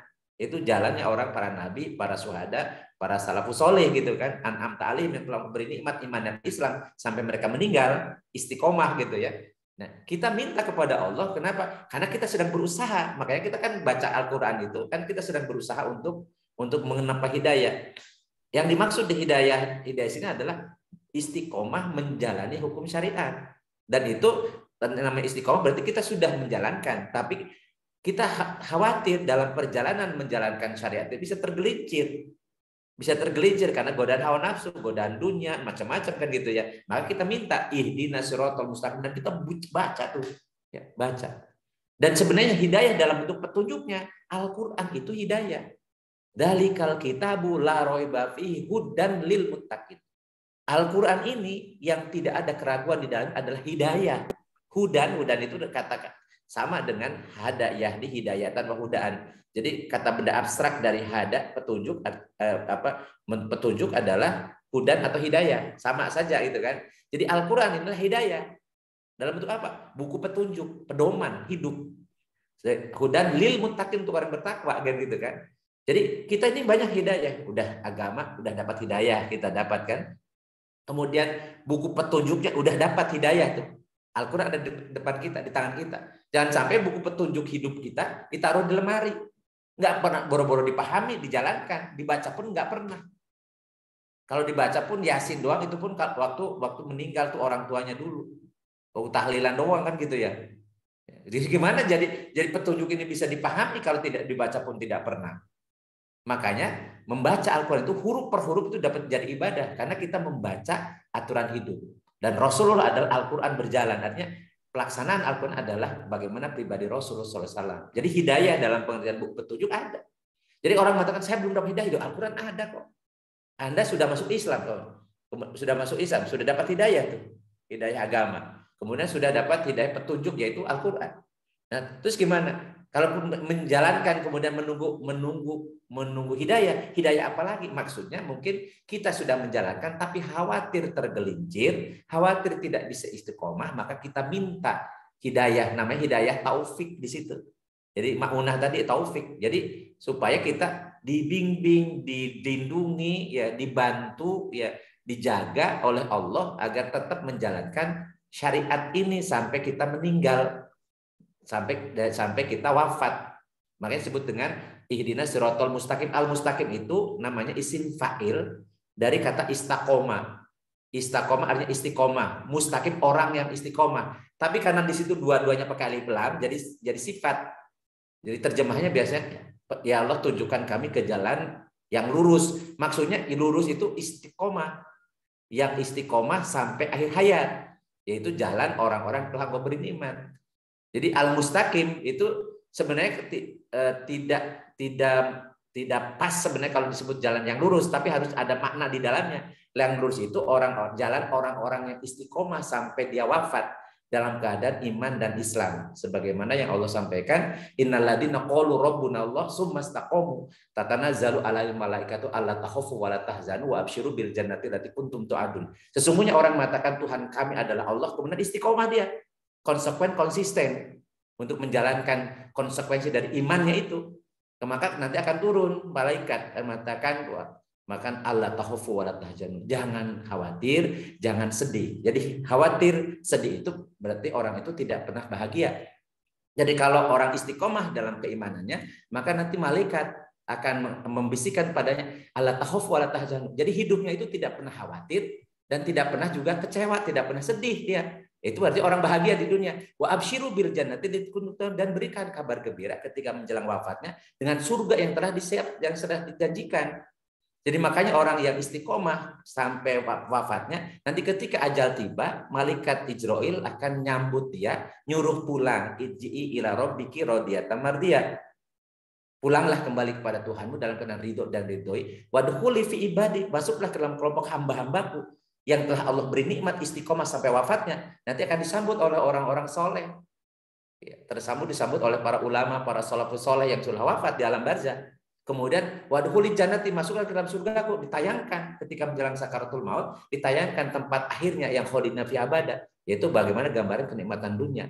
Makanya orang-orang yang istiqomah sampai akhir hayatnya, dia hidupnya bahagia di dunia karena tidak pernah kecewa dan tidak pernah khawatir, dan kemudian ketika menjelang wafatnya diberikan kabar gembira, diperlihatkan surga yang telah disediakan untuk ini. Jadi berbahagialah orang-orang yang bisa istiqomah. Jadi hidayah yang dimaksud kita minta, hidayah itu maksudnya minta perlindungan, penjagaan dari Allah Subhanahu wa taala sehingga kita istiqomah menjalankan hukum-hukum Islam itu sampai akhir hayat kita gitu. Jadi kita menjadi orang yang husnul khotimah. Kan gitu ya.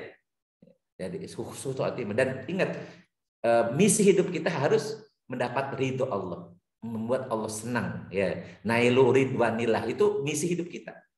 Makanya nanti dipanggil rodiyatan mardiyatan. Jadi pulang kembali kepada Tuhanmu ya dalam keadaan ridho dan diridhoi. Ridho kepada Allah dan Allah ridho pada kita.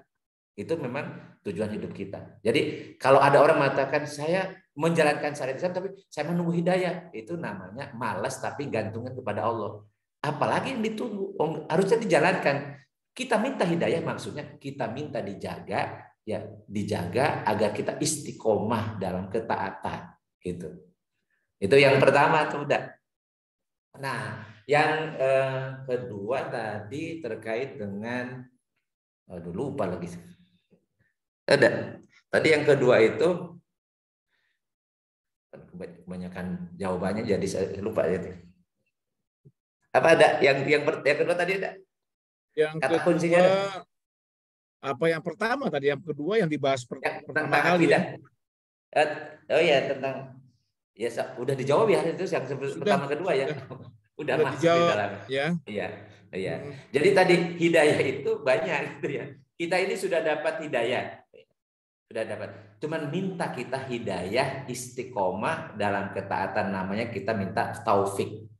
Taufik itu artinya bagaimana Allah menjaga kita dalam melaksanakan hidayah. Melaksanakan hidayah itu maksudnya buku petunjuk kita yaitu Al-Qur'an. Hidayah dalam bentuk Al-Qur'an atau tadi contoh dari Rasulullah SAW itu hidayah. Makanya tadi kalau kita bisa melakukan sholat dengan baik itu hidayah. Kenapa? Karena kita menjalankan perintah. Tapi kita minta agar Allah menjaga kita, namanya minta taufik. Ya, minta taufik, minta pertolongan, minta bantuan agar Allah tetap kita dalam keadaan istiqomah dalam ketaatan kepada Allah sampai akhir hayat kita. Itu dia ihdinas sirotol mustaqim. Sirotol mustaqim, jalan orang yang istiqomah. Disebut jalan yang lurus ya, orang-orang istiqomah. Wallahu a'lam bishawab. Ya, terima kasih. Jazakallahu khairan Ustaz. Ya. Apa? Ya, lanjut Kang Astanto, silakan. Nanti satu Iya. lagi Kang Gugut yang lewat chat tadi setelah Iya. Kang Astanto. Bangga. Selamat malam. Waalaikumsalam warahmatullahi wabarakatuh. Waalaikumsalam. Kabar baik, Pak Sam. Mana ini jadinya videonya dibuat kan wajahnya. Ini teman saya nih di HPT nih. Jadi gini, saya agak menarik nih. Jadi bahwa tadi kebanyakan penghuni surga itu adalah wanita. Ya. Nah, saya Ingat tuh mukanya teringat, nih. ini habis sambil olahraga nih, sorry. Tadi. Coba. Nah, Oke. nah, oke. Kemudian satu sisi waktu kita masih sekolah itu ada ungkapan bahwa surga itu ada di telapak kaki ibu. Iya. Nah, ini pertanyaan saya beda dengan teman-teman nih. Udah masuk akidah sesi yang biasa-biasa. Artinya begini, satu sisi bahwa kalau namanya surga di telapak kaki ibu itu betapa mulianya sang ibu Iya. yang notabene adalah wanita juga. Iya. Ya. Nah, tapi satu sisi ada semacam adjustment bahwa penghuni neraka itu nanti kebanyakan wanita. Nah, Iya. saya tuh bingung kalau seandainya nanti saya ditanya sama cucu saya, itu ada dua ungkapan yang kontradiktif padahal subjeknya satu, sama-sama wanita. Nah, ini juga teman-teman yang ibu-ibu ini ketar-ketir nih. Wah, surga enggak ya? Surga enggak ya? Nah, ini bagaimana nanti kalau ada pertanyaan seperti itu, Pak Sam? Oke. Nah, ini kontradiktif masalahnya ini. Iya. Oke. Ya. Silakan. Baik, Kang Astanto. Ya, sebagaimana tadi yang saya sampaikan, yang pertama memang populasi wanita lebih banyak. Ya, termasuk tadi misalnya bagian besar masuk neraka juga karena yang tidak beriman kan jauh lebih banyak sebenarnya kan. Jadi kalau dihitung manusia yang dilahirkan ke bumi itu ya mayoritas memang orang-orang yang tidak mengikuti ajaran Islam kan. Jadi seperti kondisi sekarang itu makanya bal aksarum finari jahanam gitu ya, atau tadi kasiro minal jinni wal insi ya. Jadi memang mayoritas gitu, mayoritas memang masuk neraka itu dari secara umum ya manusia, baik laki-laki atau perempuan itu tadi laqad darana li jahannam kasiro minal jinni wal insi kan gitu. Jadi mayoritas dari kalangan jin dan mayoritas dari kalangan manusia itu penghuni neraka gitu. Karena memang dari populasinya ya. Kemudian kenapa tadi wanita banyak masuk neraka? Juga populasi wanita lebih banyak daripada pria. Kenapa? Karena memang tadi resiko yang dihadapi oleh laki-laki jauh lebih besar. Karena kewajiban laki-laki itu di luar rumah banyaknya ya. Memang dia mengambil resiko untuk kemudian bisa tadi kena penyakit macam-macam. Ya sunatullahnya seperti itu ya. Ya Bu, sayang kasihan. Ya. Nah, tapi kemudian terus bagaimana kalau ada al jannatu tahta aqdamil ummahat, Rasul mengatakan surga di bawah telapak kaki ibu. Tapi lagi berisik loh sini. Udah Daniel bocor. Di mute dulu. Oke. Jadi tadi bagaimana dengan sabda Rasulullah al jannatu tahta aqdamil ummahat. Jadi surga di bawah telapak kaki ibu. Ini kan bukan berarti zahirnya, tapi maknawinya. Maksudnya surga nerakanya anak itu tergantung ibunya. Karena ibu itu punya fungsi ummun warobatul bait. Istri itu, perempuan itu punya tugas utamanya, kewajiban utamanya adalah sebagai ibu dan pengatur rumah. Jadi robatul bait, jadi pengatur, manajer rumah. Jadi kalau rumahnya berantakan, ya berantakan, nggak kerukuran, anaknya juga nggak keren macam itu berarti ibunya tidak melaksanakan fungsinya, kewajibannya. Jadi di sini bukan berarti bagaimana ibunya kalau misalnya banyak masuk neraka, kemudian bagaimana anak-anaknya? Nah, anaknya bisa masuk surga enggak? Ibunya misalnya masuk neraka gitu kan? Nah, ini sebenarnya terkait dengan fungsi tugas perempuan. Jadi tugas perempuan itu kalau anaknya ingin masuk surga, maka dia harus berfungsi melaksanakan tugasnya sebagai ibu. Ibu itu sebagai guru pertama. dan guru utama bagi anaknya, menanamkan akidah, menanamkan keyakinan, menanamkan adab, ya akhlak, kemudian menanamkan syariat Islam yang pokok-pokoknya, ya. Misal mendidik anak bagaimana bisa sholat, bisa baca Quran dan sebagainya, itu fungsi pertama dari seorang ibu. Karena ibu itu bukan hanya menyusui, tetapi juga memperkenalkan akidah dari ibunya. Makanya bagaimana kisah Nabi Ismail alaihissalam itu ditinggalkan oleh Ibrahim hanya dengan ibunya saja. Tapi Siti Hajar itu luar biasa menanamkan anaknya. Begitu datang lagi Ibrahim ke Mekah, ternyata malah diminta untuk kemudian disembelih. Tapi anaknya luar biasa. Dia sabar. Kerjakan aja ya bapakku apa yang telah Allah perintahkan kepadamu untuk siap sembelih. Siapa yang menanamkan keyakinan itu? Yang ibunya kan. Bapaknya pada pergi balik ke sudah remaja gitu kan. Bagaimana fungsi ibu? Jadi akidah itu ditanamkan oleh ibu. Jadi anaknya masuk surga atau neraka tergantung ibunya. Dan ibunya tergantung bapaknya. Karena bapak sebagai kawam kan gitu. Jadi ini ada hukum sebab akibat. Jadi tadi ya, kenapa banyak kemudian wanita bisa masuk neraka? Karena dia tidak melaksanakan fungsinya. Dia mestinya menjadi ibu dan pengatur rumah. Tetapi kemudian sedangkan untuk mencari nafkah dan seterusnya itu kewajiban bapaknya, kewajiban suami ya untuk mencari nafkah gitu kan.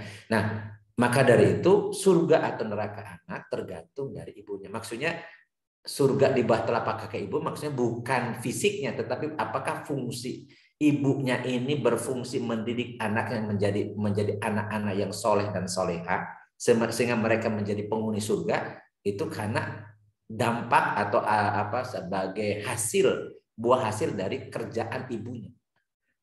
Jadi makanya aneh kalau ibunya kemudian dia tidak terikat dengan syariat tapi dia mengharapkan ya anak saya mudah-mudahan jadi anak soleh. Terus ibu gimana ngajarin nggak?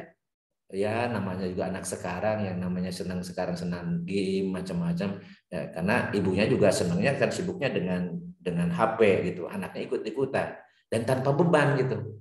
Begitu anaknya bandel macam-macam yang disalahkan bapaknya. Oh itu sih bapaknya nyontohnya yang benar. Padahal contoh yang utama adalah ibunya. Makanya kenapa syariat misalnya sholat berjamaah di masjid itu untuk bapaknya. Tapi ibunya lebih utama di rumah. Kenapa? Karena ibunya harus mendidik anaknya. Sholat di situ. Ngajarin anaknya. Kemudian terikat dengan syariat. Itu di rumah. Maka selama ibu-ibu punya tanggung jawab mendidik orang-orang rumah.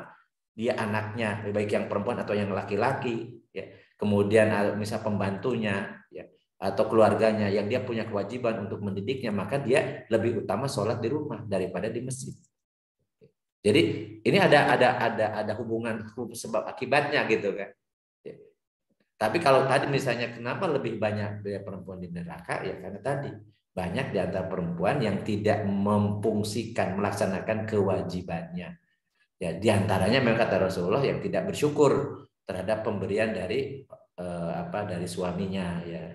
Ya, itu salah satu sebenarnya. Tapi sebenarnya yang paling berat itu karena tadi ya banyak perempuan yang tidak taat kepada suami.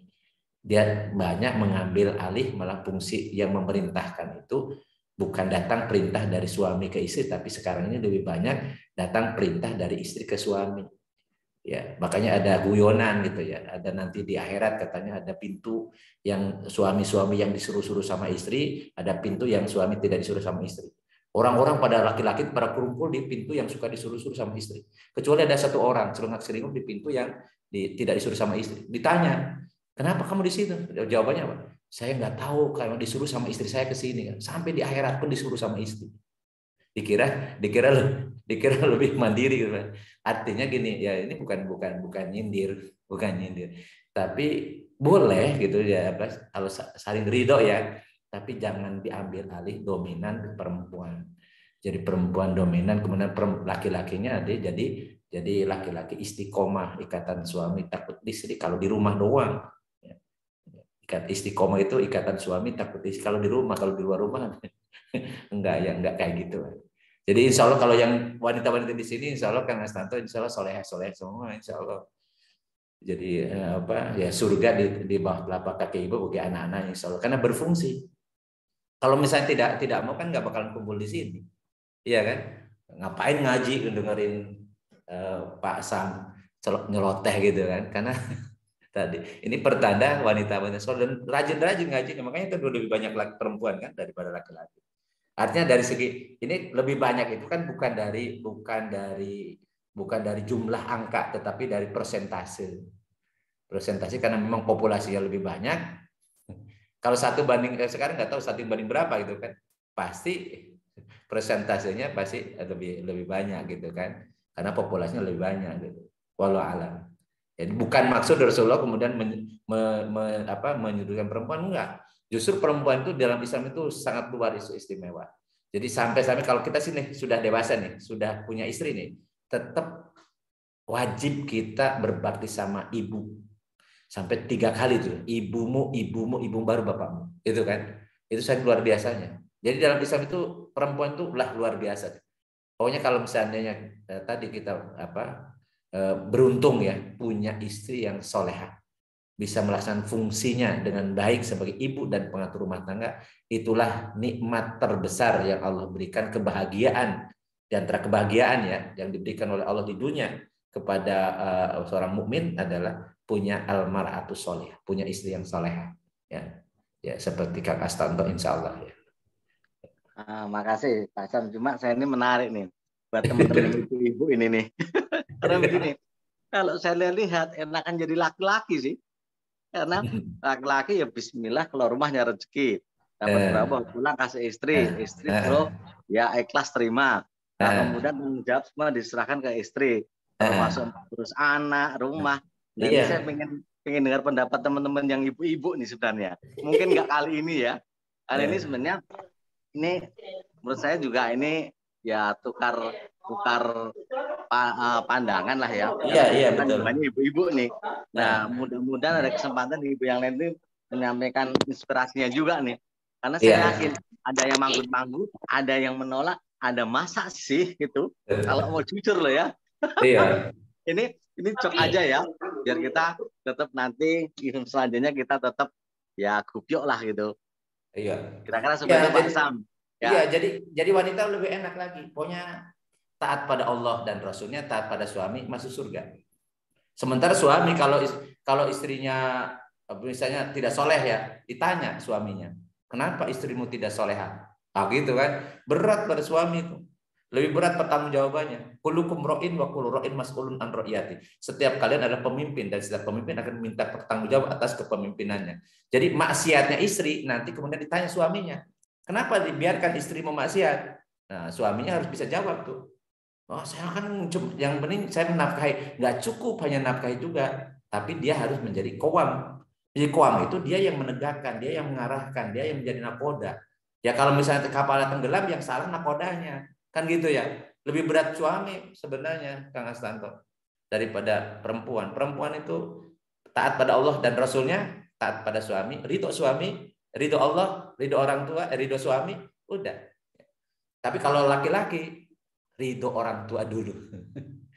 Jadi jangan sampai ya tadi. Kalau suami itu harus ada ridho ibu. Ibu itu perempuan. Ya.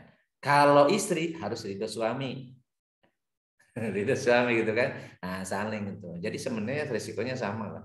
Sama. Bahkan menurut saya itu lebih berat suami karena nanti semua nanti ditanya tuh. Istrinya ya tukang gibah, suaminya ditanya. Istrinya tidak nutup aurat kalau keluar rumah, suaminya ditanya. Gitu kan? Jadi berat pertanggung jawab dunia akhiratnya. Makanya ada istilah itu ya. Swarga nunun rokok katut itu ya. Nah, benar itu kan gitu. Makanya jadi si istri beruntung kalau punya suami yang yang taat gitu kan, beruntung. Sebaliknya, suami juga beruntung kalau punya istri yang saleha. Jadi nggak sering beruntung, makanya ya harus saling lah. Saling sebagai suami istri. Jadi tawasobil hak wa tawasobilnya di rumah dulu. Jangan sampai pintar mematahkan ke orang lain ya, tapi di rumah berantakan. Nggak boleh itu. Begitu Kang Astanto. Boleh teman-teman kalau misalnya ibu-ibu ada berpendapat. Saya tuh pengen denger ibu-ibu yang lain nih sebenarnya nih. Sebenarnya. Kelihatan Oke, Ustaz waktunya nih. Terima kasih. Ya. Sudah aja. Nah, satu pertanyaan terakhir nih yang dari chatting Kang Gugut. Mungkin ini Pak Ustadz. Habis ini kita tutup karena udah 9.35 waktu Indonesia Barat. Iya. Ini Kang Gugutnya ada, masih ada? Gugutnya ada masih. A itu yang tulisan huruf A. Oh iya, betul. Iya, jadi pertanyaannya, nah kalau perempuan jadi ikut membiarkan dan mentoleransi adanya kaum LGBT, plus sikap atau action apa yang harus dilakukan oleh laki-laki yang normal, gitu Pak Ustadz. Iya. Kalau LGBT dibiarkan, waduh, musnah manusia. Musnah manusia. Jadi makanya disebutkan ya, jadi LGBT itu disebut rijsun. Berbuat yang rijsun itu menjijikan. Jadi najis gitu ya. Rijsun itu najis atau menjijikan, yang sangat kotor gitu. Dan kenapa? Karena memang sunatullahnya manusia itu diberikan namanya gorijatun, naluri untuk naluri biologis. Jadi laki-laki tertarik dengan perempuan, perempuan tertarik dengan laki-laki. Karena tujuannya adalah libaqoin nau, agar Allah membiakkan manusia.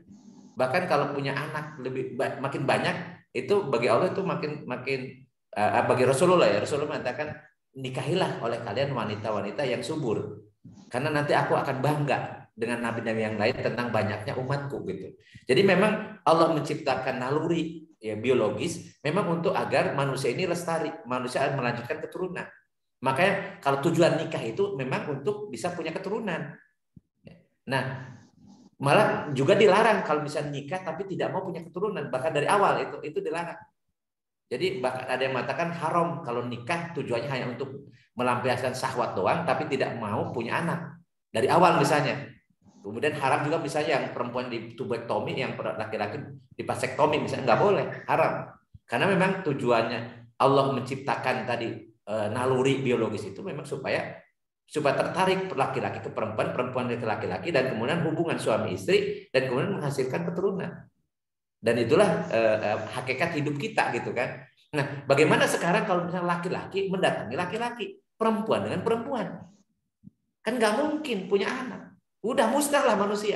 Makanya sejelek-jeleknya, sejahat-jahatnya perbuatan maksiat adalah homoseksual, lesbian gitu. Karena hubungan suami laki-laki perempuan tanpa ikatan nikah sampai sebut zina, dan itu dosa besar. Jadi dosa besar itu zina, itu hubungan laki-laki perempuan yang tidak resmi, tidak nikah, tidak diikat dengan akad nikah. Itu sebutnya perzinahan. Wala taqrabu zina, innahu fahisyatan wa sabil. Jangan kalian deketin zina, nggak boleh. Ya, karena itu zina itu perbuatan yang ya rijsun min amali syaitan. Jadi perbuatan setan gitu kan. Bayangkan sekarang ini bukan hanya hubungan laki perempuan, tapi laki-laki dengan laki-laki. Jadi makanya buat itu mendatangkan bagaimana dulu umatnya Nabi Lut itu kemudian oleh Allah dihujani batu, kemudian dibalikan tuh kampungnya. Yang dari atas jadi dari bawah, udah habis. Yang diselamatkan hanya Lut dan pengikutnya, orang beriman saja. Bahkan istri Lut juga terbawa itu karena dia belok nengok lagi, balik lagi ke kampungnya. Nah, ini sekarang ini dianggap legal.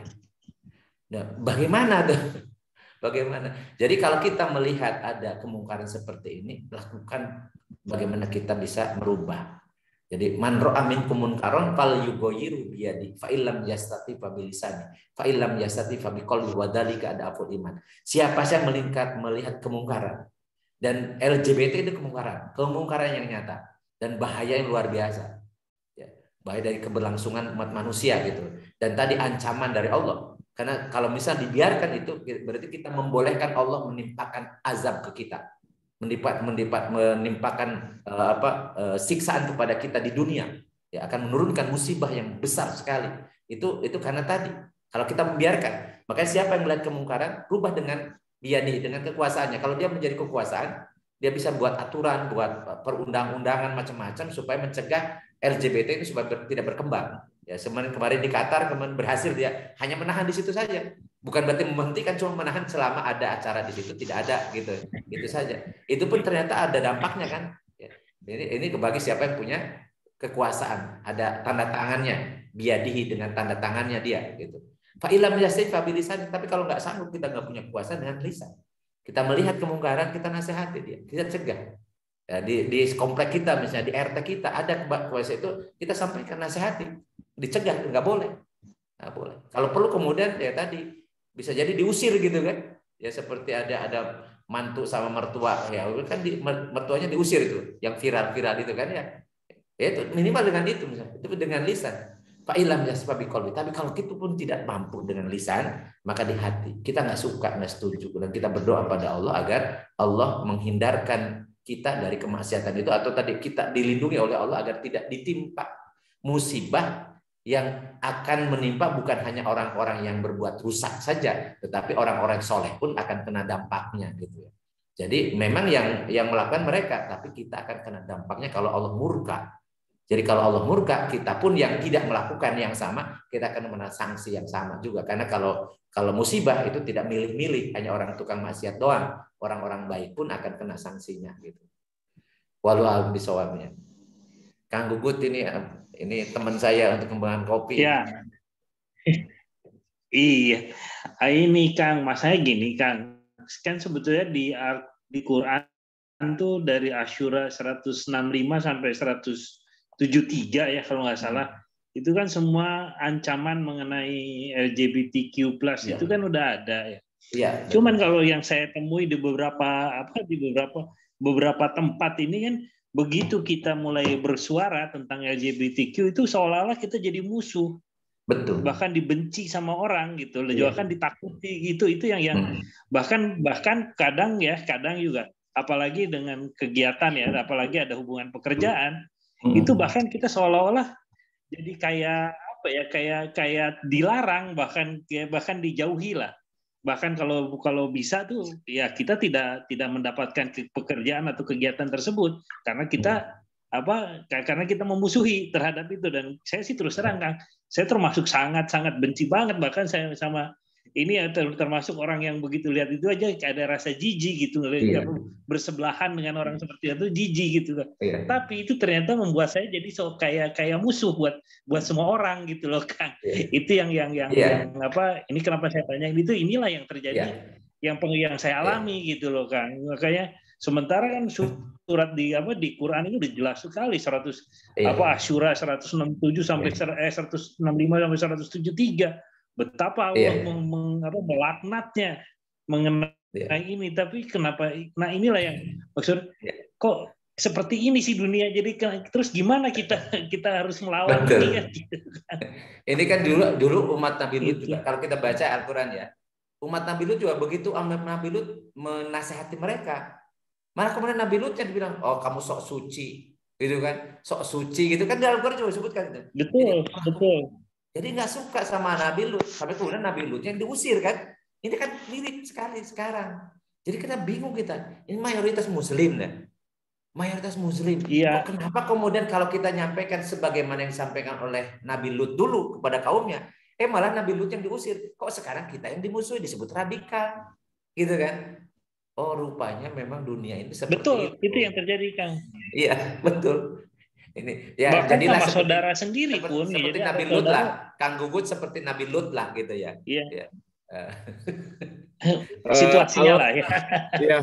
Ini Ustadz Sam, kalau dihubungkan tadi dengan awal pertanyaan saya dengan Kang Gugut, ini salah satu kondisi yang penderita itu, apakah kita masih berharap ada tanda kutip ya hidayah mereka balik ke normal, atau kita kondisikan seperti apa yang dibilang oleh Kang Gugut.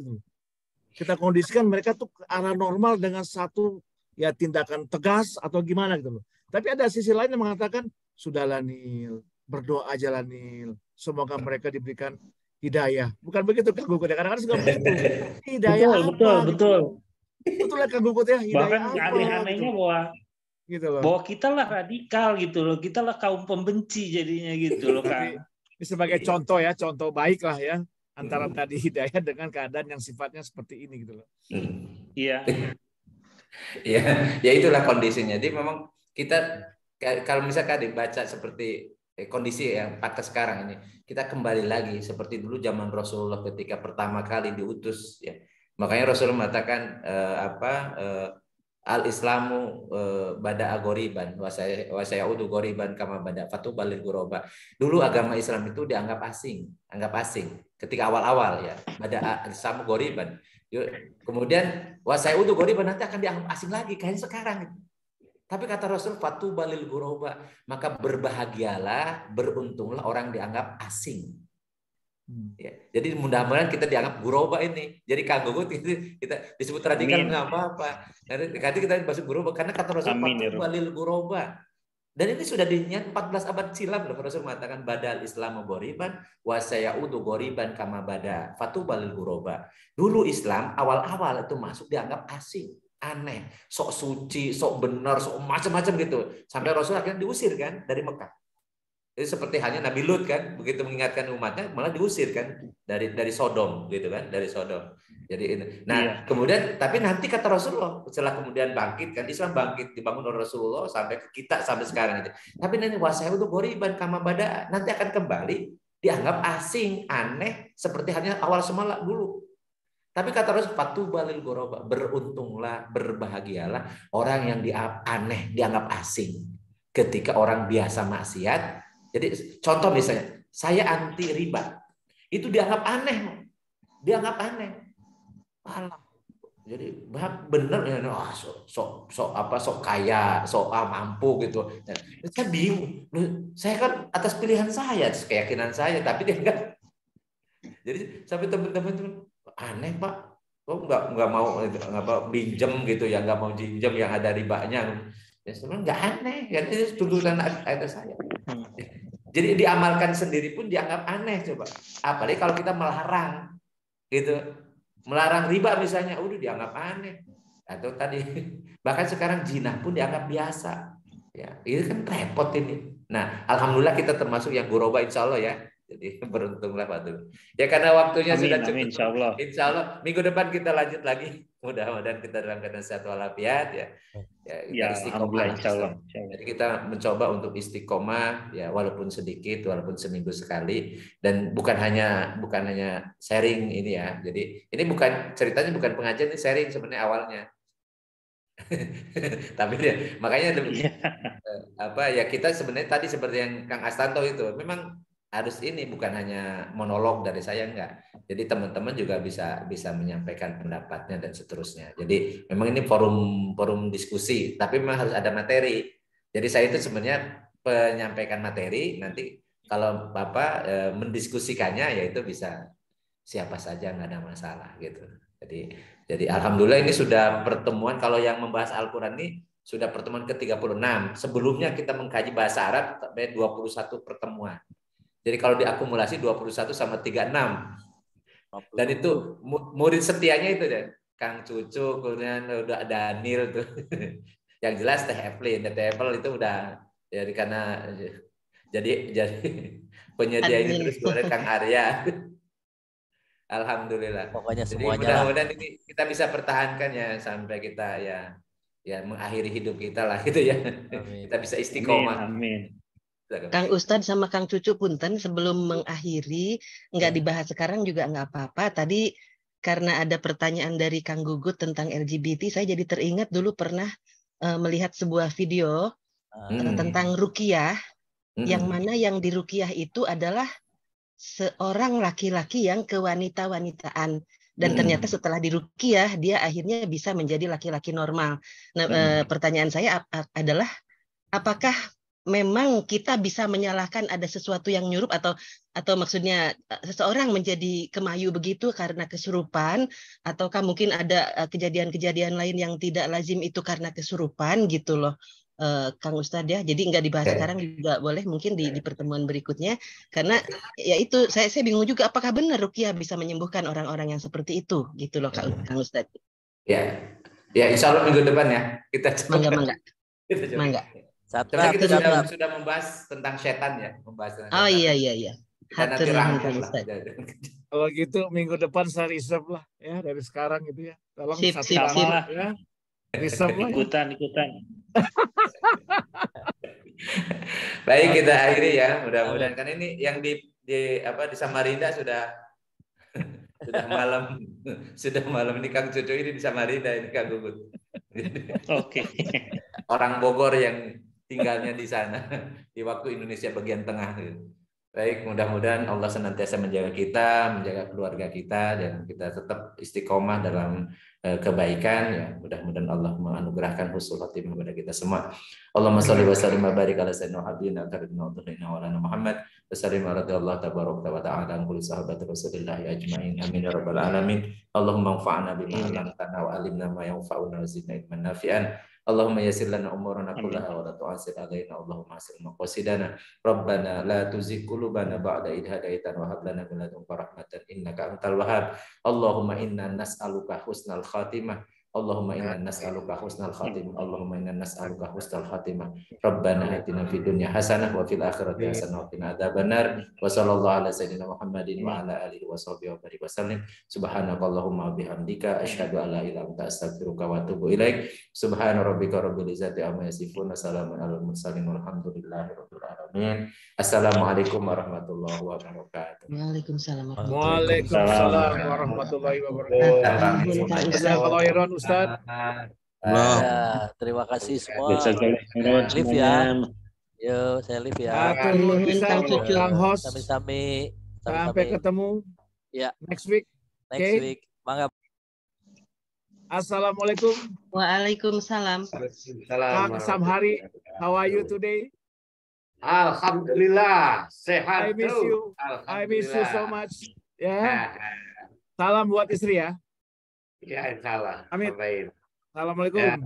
Semuanya, everybody. Saya ada Rina itu. Rina. Iya, Sam. Sehat terus ya, Rin ya. Alhamdulillah. Matur nuwun ya. Ya, makasih ya Rina sudah ikutan hadir ya. Sami-sami. Ya, Sam, matur nuwun. Rina juga Fautan juga ya? Fautan angkatan 25, Kang. Kelompok 8. Oke. Nah, ya. Izin ya, salam buat keluarga ya. Matur nuwun pisan sadayana. Matur nuwun, Kang. Assalamualaikum. Waalaikumsalam. Rina, ayo. Assalamualaikum. Waalaikumsalam. Matur nuwun, Kang.